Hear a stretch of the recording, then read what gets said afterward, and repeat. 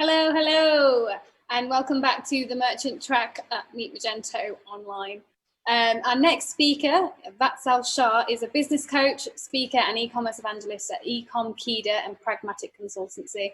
I'm super excited to be finding out why content-driven commerce is our future. So welcome, Vatsal, and thank you very much for joining Meet Magento UK.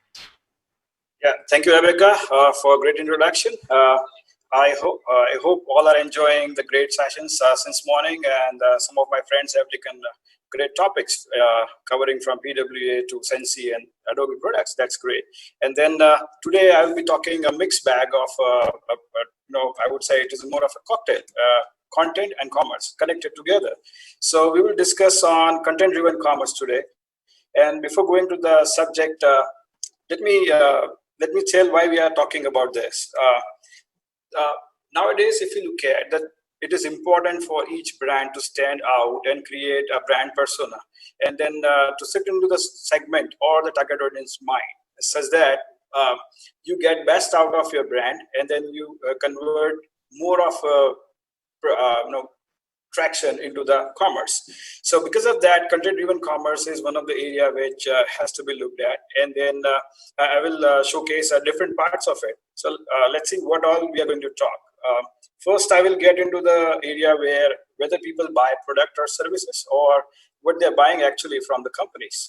We will also look at some of the examples from the great brands or from the startups from the different part of the world, which is part of different industries. And we will talk about the content-driven commerce examples.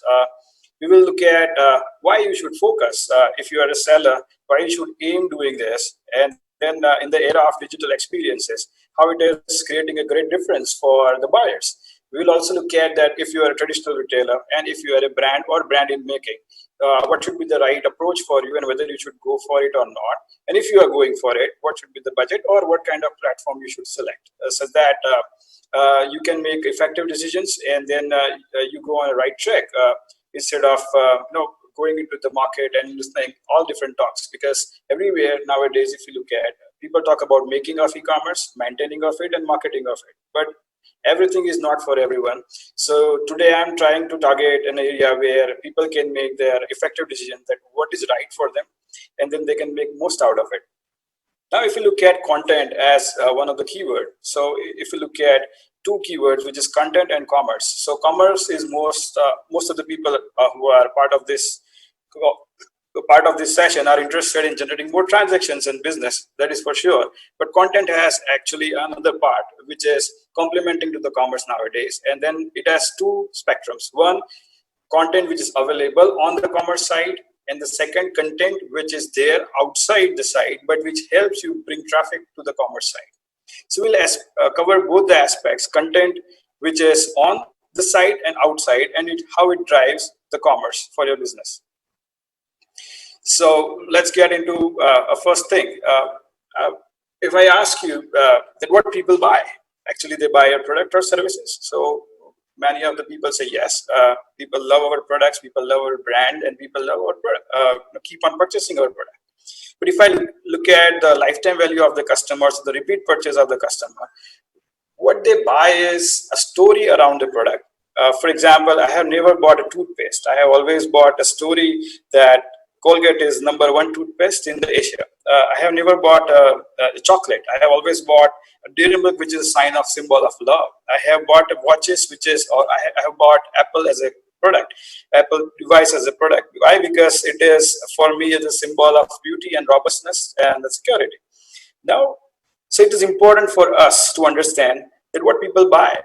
People actually get engaged emotionally into the product and the services later, but they first connect to the story of the product. So if you look at sales, basically it is more towards the psychology. And then we have to understand the consumer behavior, the consumer psychology. And if we connect that well, we can understand that if we touch people's mind or heart, or we trigger their emotion with the story around the product, what happens is they just don't love your product, they become fan of your product, and they make your product viral. And then they make it sure that not just they buy a repeat product, but they make others buying your product again and again. So what happens is it gives you multiplication effect, and that's what all we are looking for in our business. So it's important to remember, people don't buy product and services, people buy stories around it. And find the story which, so just start thinking about the products which you have purchased recently and see the stories around it.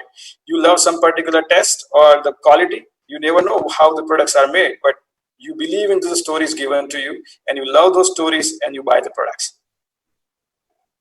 Let's see some of the examples. I will take some of the examples of different industries. So if we take about gems jewelry industry, Swarovski is the leading brand, for example, imitation jewelry or the fashion jewelry. What they do is they create campaigns, they create a content around new products coming in. They create a catalog around it. They bring stories for how they designed or they curated the new jewelry, and then they will have models or the great people or celebrities wearing it, and then those stories will be coming on the top of the website or the page. And then when you are convinced with the story, what happens is at the bottom you will have a products listed, and it is very easy for you to say click and I buy. If you look at this screen, you will be able to see that on the image on the right corner you will find a button of bag. So look at the content is driving a purchase decision. And then everybody wants to look beautiful and elegant, so people will love the stories around it, how they curated the new fashion, and they want this new fashion to be purchased. So these stories goes into the market and they go viral. If you look at the best site which talks about content more, and then they have only one button which helps or enables commerce. My personal favorite, and I think is the favorite of everyone, apple.com. If you just look at the site, it is not just a website. It is pure experience which is created on the screen with the videos, with the story, with the graphics, with the pictures and whatnot. If you look at the overall feel which is coming on the screen, people get mesmerized. So with the limited catalog, with more number of transactions and $1 million brand, what they are doing is they are trying to tell their story, and what we buy is the story around it. And the way it comes on the screen, it's more of a content and less of a selling. You will not find button buy now, add to cart, or you can say view cart or quick checkout. You will always find content which drives or which persuade you to click on the buy button, which is just there as a blue button on the top. If we talk about the small, this is an example of $1 million company. Let's take an example of a small startup which is growing very well in Asia. So what it does, it creates activity boxes for the kids. And what they show is how this activity box keeps kids busy, how it helps them increase their IQ level, how they can help them map things in their brain, and then how they can be competent, or how it increase logical reasoning in their mind. So there's a lot of content is there, and a lot of video and information is around, and at the end you just found that it is buy now or subscription based on the age group. So selling is not a primary criteria on this page. If you look at content and convincing customer why this product is important is more there. If you look at another example of, say, a very popular site for pet food, which is tail.com, which is also popular in UK, and then the Under Armour. If you look at, they are also, if you look at their homepage, you will find a lot of user-generated content there, which gives a social proof, and it persuades buyers to buy again and again. Happy dogs with the packets, and then the people wearing Under Armour brand products, and then they are exercising. It is also giving a sign of motivation to the user, and they feel that they are family. So if you look at Under Armour as a brand or Nike as a brand, what they're creating by creating videos, graphic, and stories is they are trying to create fans and the followers, not the buyers. So what they're trying to attract is people look at them, they love the product, and then they buy again and again. So they are building a community. They are not buying a customer set, or they are not creating a customer set. Rather, they are creating a community. The way we have Magento community, Under Armour community is there, Nike community is there, and Apple community is there. So think about having a content which persuade a community. Let's see one video as well. Look at on the screen, you will find that the way Under Armour has created emotional connect of a video. And then the people who are doing exercising, wearing this Under Armour products, they feel great. And then they are motivated to do it again. People like me who are a bit lazy, it is very tough for them to go for exercise every day. But if you see motivational videos like this, and what happens is sometimes it clicks your mind, and then you start doing it. And then people start loving it. So they just don't buy one product of Under Armour. what they buy is everything from Under Armour: shoes, shorts, t-shirt, caps, bag, and whatnot. So these companies, what they are aiming is not adding a transaction or not selling a product. They are trying to create a fan which buys everything which that company sells. Uh, I would say I will also bring a list of 15, 16 things which helps you generate different content for creating or enabling or empowering your commerce. So the most common starts with the blog and stories. So I have seen that brands have started creating great stories for their followers, and it gives a reason to buy. I have seen that into the medical and pharma industry, or specifically selling medicines, they have a lot of content about health, nutrition. They also have a prescription, or you can say side effects about the medicine. And then those content help people taking a decision about buying those medicines online or not. If we talk about news and editorials, some of the great brands on earth have created editorials. They have created their own magazines. If I give you an example, United Color of Benetton's, they have a magazine called Colors. If we talk about Net-a-Porter, they have a magazine called Porters. If we talk about Red Bull, it has a magazine called the Red Bulletin. Why these companies are interested in creating their own news or editorial? Because they want to engage their buyers again and again. They want to stay in the top of their mind, and then they want to give them a reason to be part of that community and purchase products again and again. If we talk about some other industries, say for example, cosmetics, they put a lot of user guides and tips. Also for the home appliances, they give a lot of user guides and tips how to use this product or how it can be benefited. Similarly, if you talk about B2B industries, they create ebooks and product catalogs, which is full of content. I have encountered many case studies where B2B commerce sites are running less of product description and content, and which is going low in SEO. So when you talk about content also for the B2B, it works well. Advertising is the most common and popular medium, but people do ads, which is more of a static. We can think about having an ads, which is more of a video, or we can say an animation, which we saw just one slide ago from the Under Armour. Nowadays, I have seen that people use a lot of influencers, or a lot of IGTV and YouTube is happening to persuade buyers. So what happens is there is a mesmerizing video going on, which is showcasing the product. And then at the end of the video, there is one button, which is called I want one. How about having that button, I want one, instead of add to cart? So it creates magic. People who get persuaded with the video, they certainly buy it. Being in India, what I have seen is one of the company which I know, which is a startup, which is a raising one. What they have done is they have created IGTV channel with the influencers, and they give product sampling. And then a lot of IGTV videos are there, which is helping them drive a lot of traffic. And then that startup is about to generate first round of funding. So those IGTV, YouTube videos, and influencer posts are creating amazing magic for the e-commerce side, whether you are a startup or the big companies, and then they are able to sell more. Social media posts, which is very common, so I need not explain that. But it has also need to make more sense. I can see that people are now using fleets, or you can say use stories on different social media platforms, and those are leading to the pages, social media pages. Those are further taking to the social media shops, and then it takes to the site for transactions. So with the Facebook shop for coming in, or say Instagram shop coming in, social media shops or social commerce will be empowered, and that is going to be led with the content, which is without that it is not possible. If you talk about another segment, which is called user generated content, that gives a lot of power in terms of trustworthiness. You can see that happy buyers talking about your product, and then user generated contents give you social proof, which also persuade other buyers. And then in the world, there is a word called FOMO, fear of missing out. So if one of my friend has bought one pair of jeans from a company, and then he's posting that on Instagram, and then that brand start ticking in my head. And then what happens is, some or other point later in my life, I may end up buying that. So user generated content is not just to give a social proof, it is also influencing buyers. It gives viral marketing effect. Emails, it has been there and it's proven, but nowadays with the marketing automation tools, emails are going in more towards personalization, and then the persuading customer to go back directly to the product page and the buying, and then rest of the things which is there, which you must be using. Some interesting thing which is there, again used by the dairy product selling company. They use memes and the cartoons, and those interesting content has been loved by the people, and then they are able to sell things online. It has people get footfall on the store as well. So it's a lot of content options around. So it is more than 15 or 16 I have listed here. So when you look at this, if I'm a business owner like you, what I will feel is, do I have 48 hours?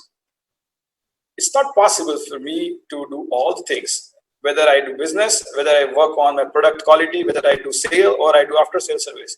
Is it possible for me to generate all this content? So it's not, everything is not for everyone. So you have to choose depending on your industry and the category. I have given some examples which industry using what. So you have to choose some of this, but you have to start putting this content-led marketing campaigns which result into the commerce. Let me give you another talk, or second half of our talk.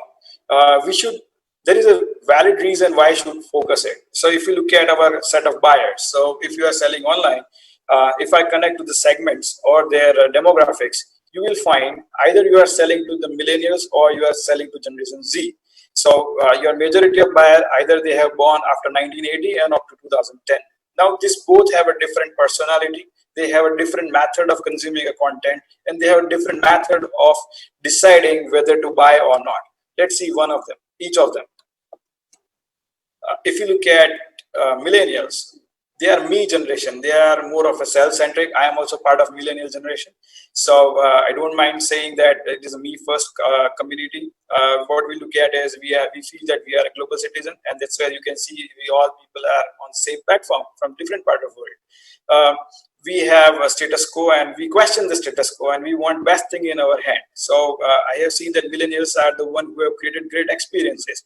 And because of that only, you can see all these experience platforms and the commerce platforms have come up on the earth, and then now rest of the world is using it. So what we look at is experiences. What we look at is a flagship product. We want new thing in our hand and we want best thing in our hand. In this case, what happens is, when we have it, we feel instant gratification. If you look at millennial psychology, you will find all these words there, and you can read articles about it. The best part, the moment I have a instant gratification, I am open for the next best thing in my life. And that is the reason all these products who are making gadgets, or the companies who are making fancy products, or the products which we are connected to, what they do is they keep on making new products with the great, awesome features or the better experiences, and we keep on buying next best thing. So to pursue it, millennials, what you need is to create a content which gives them great experience, and then it gives a reason for them to have that product in their hand. If you give them reasons with the content, they will buy your product. Now, exactly opposite, we have another segment which is called Generation Z. This is a true digital native. Why they are called digital natives is, when they got birth on earth, everybody was in 3G spectrum. We have a lot of internet speed, everything was digital, and then when they have opened their eyes, what they have understood is world is virtual. They can be a mobile. They are more towards finding information, searching and browsing on various touch points, and then consuming the content and deciding what is right for them instead of just getting persuaded. So they are more of a dialoguers. And because of those kind of community, what is happening is chat boards, or you can say AI-driven conversational commerce is going to come into the picture. And because of the Generation Z, we will have to create conversation-driven commerce later on. And that is also knocking our door. What these guys are looking for is a uniqueness, and they want ethical behavior from the site or the company. So what persuade them? So they need a content which shows uniqueness of the product. What they need is a social proof. What they need is a security on the site. What they need is some influencing point which helps them decide, compare and contrast from the different brand and your brand. So they need a reason or a purpose to buy your product. To give that purpose to them, you need content. So if you look at, either we sell to the millennials or we sell to Generation Z. To persuade both the segments, what we need is a content. So with this, what happens is, consider that you are a brand, or a new brand or established brand. So for the established brand, what you need is, you need a brand recall and you need brand advocacy. So what you want is people to remember you, And so you generate a content, or you give an advertisement, or you make a campaigns in such a way that people recall you, and you do remarketing. And what happens is you want people to love your product and share and spread across the globe. So you want brand advocates so that you get a lot of referral traffic from your current customers and they buy. If you are brand in the making, what you need is a brand awareness, and then you need to position your brand different from others. How you position yourself different from others is not. So once people consume your product or experience your product, they will understand. But people, till the time they have not consumed your product or not understood the potential of product, you have to position yourself unique or differently such that they try your product. So in that case, only content is going to help you doing it.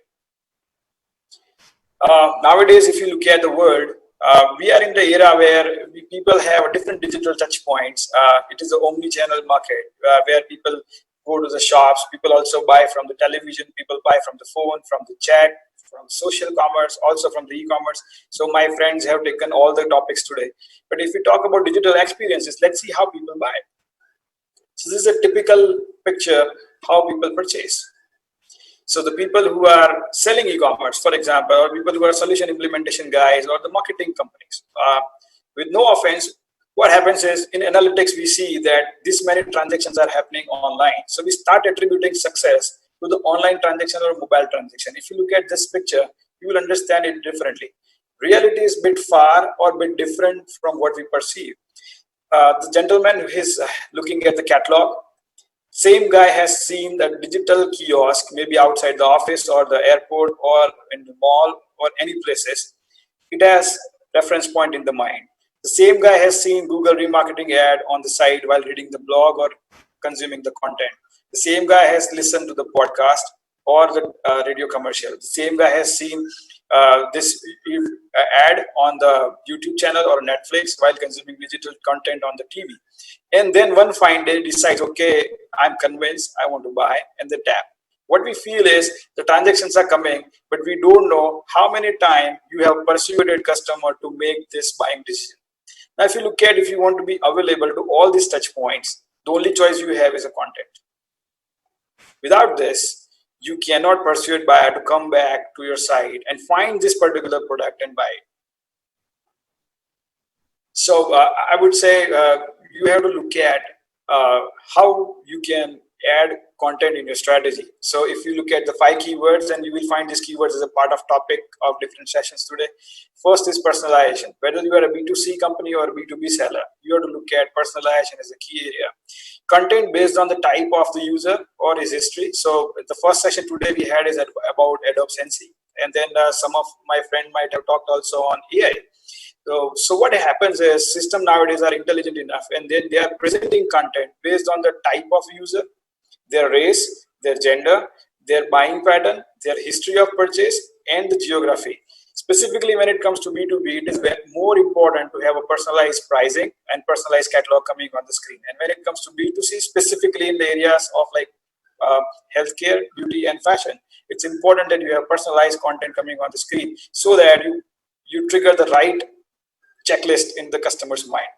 Second, with the marketing automation, what we can do is we can have all touch points connected, and then we have integrated communication coming into the picture. So whenever you are doing content-led campaigns, you have to create a campaign which covers all the communication channel and which brings a sale or a traffic to your site. You have to look at the same point is inherited further. So you have to look at where your prospect is going and where they are interacting with your system. So you have to start finding that what is consumed by, or you have to start looking at the analytics, and you have to understand where your prospect is having a touch points. At all those points, you have to be available with a different form of content. Some places you show a product, some places you show USP, sometimes you show a user-generated content. So you have to create a mix instead of just putting PPC content, product, and the price. If you are a brand in making, you have to start looking at process of making followers and fans instead of buyers.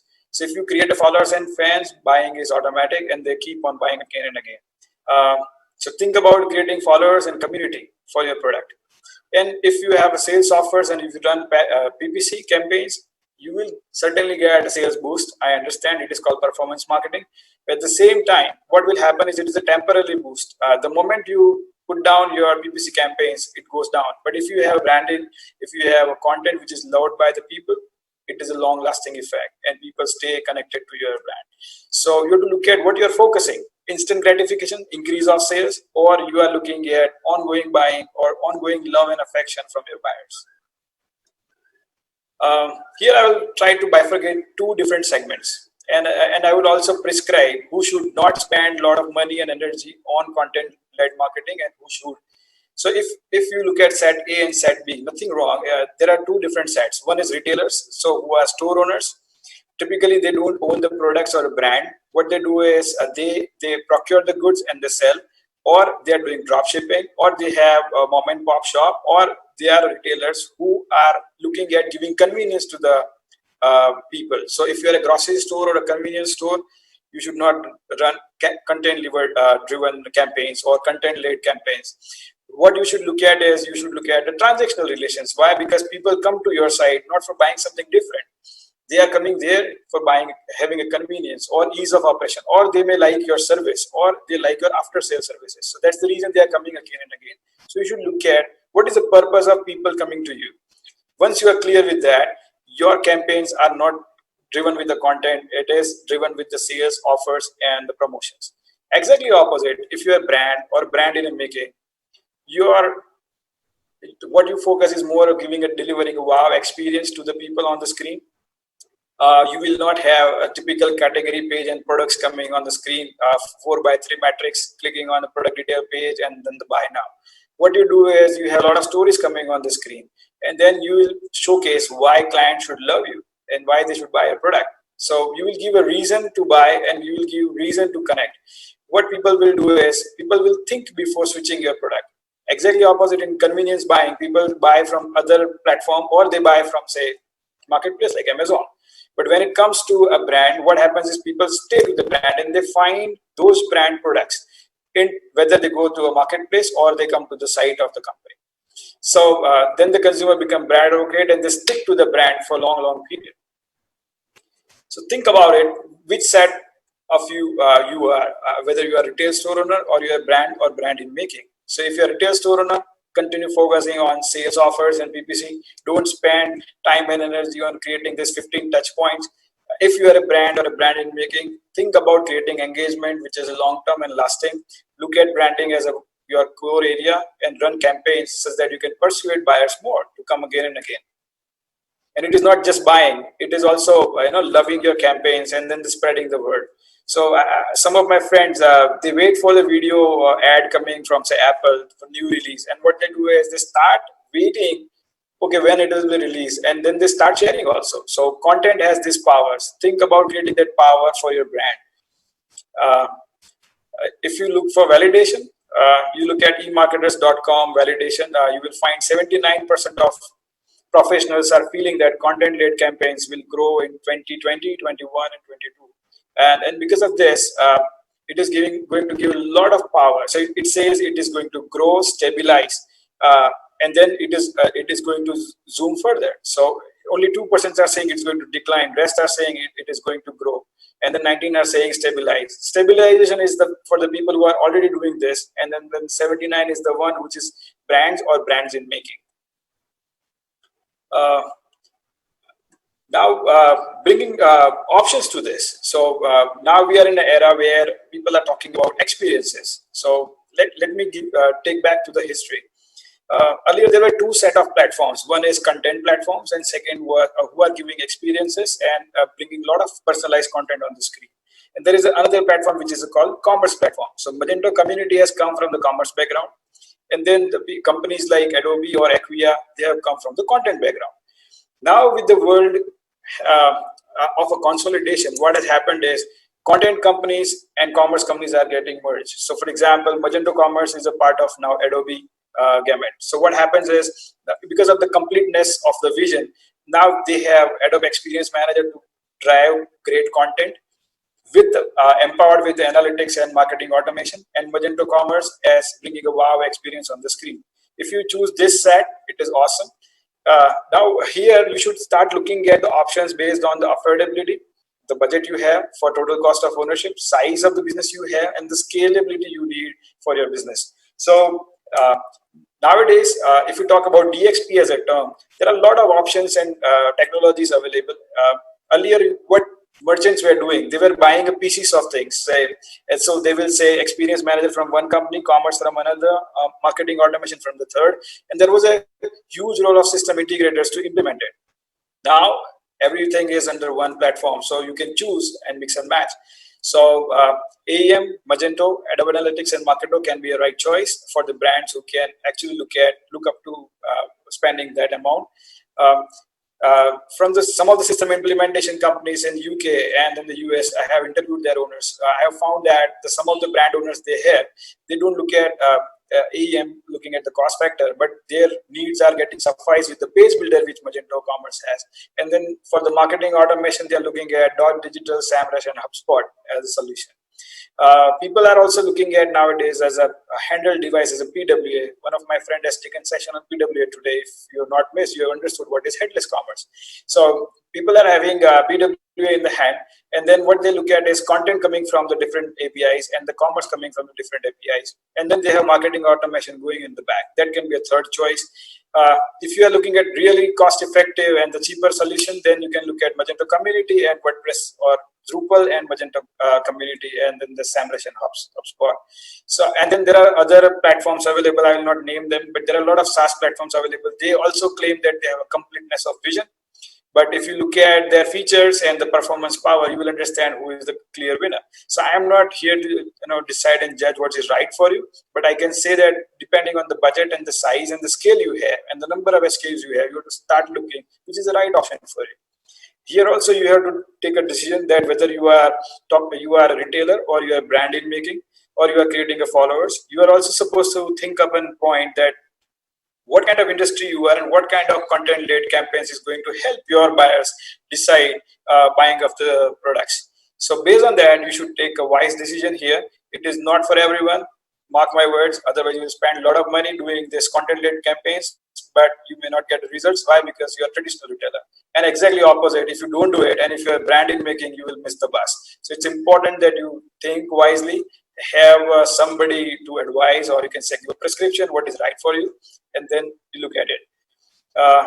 At the conclusion, what I would say is content is the best complement to the commerce nowadays. So if you have a great content which is going to persuade commerce, otherwise without having that great content,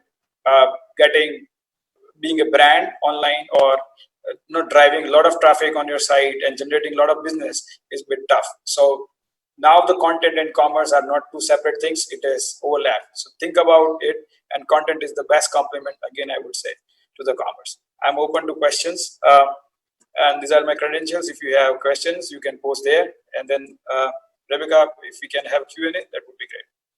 Unfortunately, we've run out of time. There was so much content crammed into that presentation that we've not quite got time, but I'm sure you won't mind if people reach out to you on Twitter or LinkedIn, if that's okay, for any questions that they do have. The comments that are coming in are that content was amazing, and thank you very much. And there's some really important points that you've made there, and that I think will really help a lot of people that are watching this video. So yeah, please, if you're watching, reach out to Vatsal on Twitter if you have any questions.